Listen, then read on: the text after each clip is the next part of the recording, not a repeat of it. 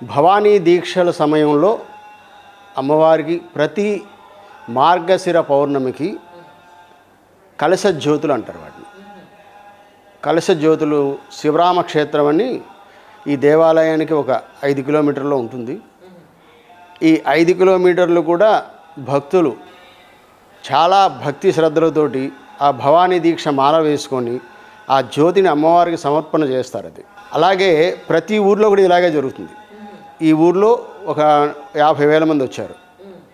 అలాగే ఇంకో ఊర్లో కూడా ఇదే విధంగా అటు తూర్పుగోదావరి జిల్లా నుంచి ఇంకా విపరీతంగా చేస్తారు. అంటే మొక్కు ఉంటుందండి ఇది? మొక్కు కాదు, ఇది అమ్మవారికి సమర్పణ. ఇది జ్యోతి సమర్పణ.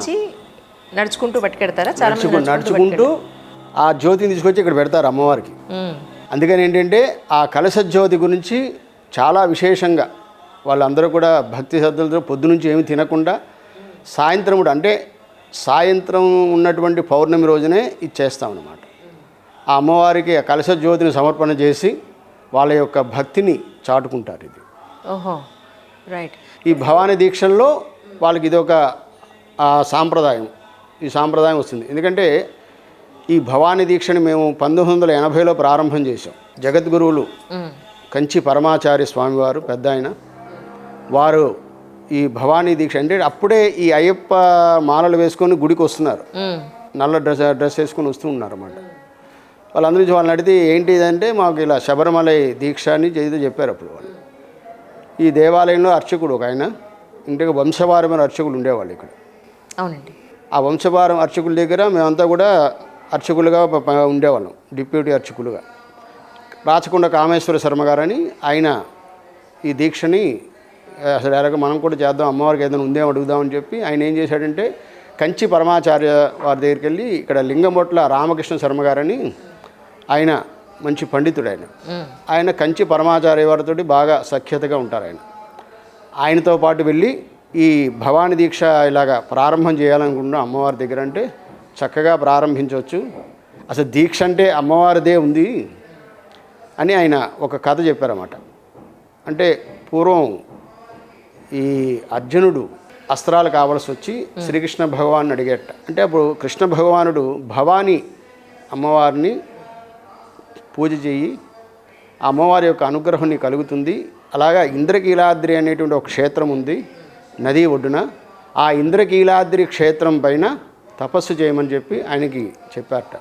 అందుకనే ఈ పాండవ మధ్యముడైనటువంటి అర్జునుడు అమ్మవారి దగ్గరికి వచ్చి అమ్మవారి దగ్గర తపస్సు చేసి పాశుపతాస్త్రాన్ని పొందాడు. ఇక్కడ ఈ కిరాతార్జునం జరిగింది కూడా ఇదే. కిరాతార్జునం జరిగిన ప్రదేశం కూడా ఇది. అంటే ఇదంతా కూడా అరణ్యం ఇదంతా. అప్పుడు ఇక్కడ ఎవరు లేరు. ఇక్కడ అరణ్యంలో ఇది ఇంద్రకీలాద్రి. ఇంద్రకీలాద్రి అంటే ఎక్కడైతే కృష్ణా నది ఉంటుందో, కృష్ణ వేణి అంటే రెండు నదులు, కృష్ణ ప్లస్ వేణి. ఈ వేణి కృష్ణ అనేటువంటిది కృష్ణవేణిగా తయారైంది మనకి. ఏంటి ఈ యొక్క అమ్మవారి యొక్క కృష్ణానది ఎక్కడైతే ఉంటుందో ఆ పక్కనే ఉండేటువంటి ఇంద్రకీలాద్రి అనేటువంటి క్షేత్రం. అది అద్భుతమైన క్షేత్రం. దుర్గా అమ్మవారు అనేటువంటి అమ్మవారు ఉన్నారు అక్కడ. ఆ అమ్మ దగ్గర తపస్సు చేయమని చెప్పి ఆయనకి చెప్పారట. అప్పుడు అర్జునుడు ఇక్కడ అమ్మవారి దగ్గరికి వచ్చి తపస్సు చేశారట. తపస్సు చేసి అమ్మవారి యొక్క పాశుపతాస్త్రాన్ని అమ్మవారు ఆయనకి ఇచ్చింది. అందుకని ఏంటంటే ఈ దుర్గా అమ్మవారి భవానీ దీక్ష చాలా విశేషమైనటువంటిది. అలాగే ఎంతోమందికి అనుభవం ఉంది. ఎందుకంటే ఆ మొట్టమొదటిసారి దీక్ష తీసుకునే వాళ్ళు నేను కూడా ఉన్నా. 1980లో 45 ఏళ్ల క్రితం నేను కూడా భవానీ దీక్ష అంటే మేమందరం అర్చకులు. కోట సీతారామయ్య గారని ఆయన, కోట వెంకటేశ్వర గారని ఇద్దరు పెద్దవాళ్ళు ఇక్కడ ఉండేవాళ్ళు. వాళ్ళు ఈ దేవాలయాన్ని పరిపాలన చేసేవాళ్ళు. వాళ్ళు ఏం చేశారంటే ఈ దీక్ష మేము కూడా తీసుకుంటాం, మనం అందరం ఇది చేద్దామని చెప్పి అప్పుడు మేమందరం కూడా ఇది భవానీ దీక్షను వేసాం. అప్పుడు మొదటిసారి 25 మంది తీసుకున్నాం ఫస్ట్ దీక్షలో భాగంగా. అంటే పొద్దున్న సాయంత్రం కూడా చేయాలి. అంటే వాళ్ళు ఏం చేయాలంటే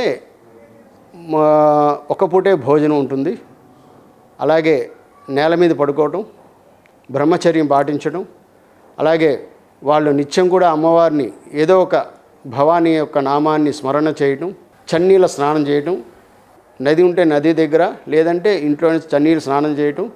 చక్కగా ఈ 40 రోజులు అంటే 40 రోజులు మండల దీక్ష ఇది.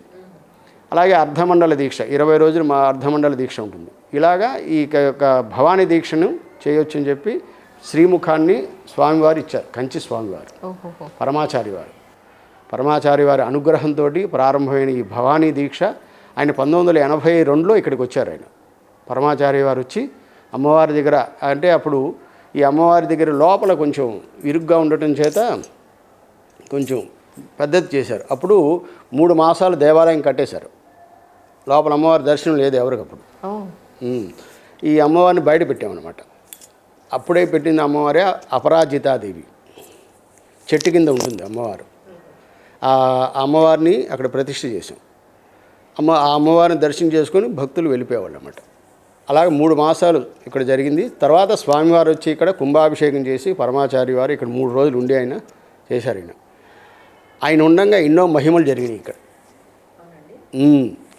వారు స్వయంగా అమ్మవారి యొక్క విశిష్టతను గురించి అందరికీ చెప్పేవాళ్ళు, మా అందరికీ.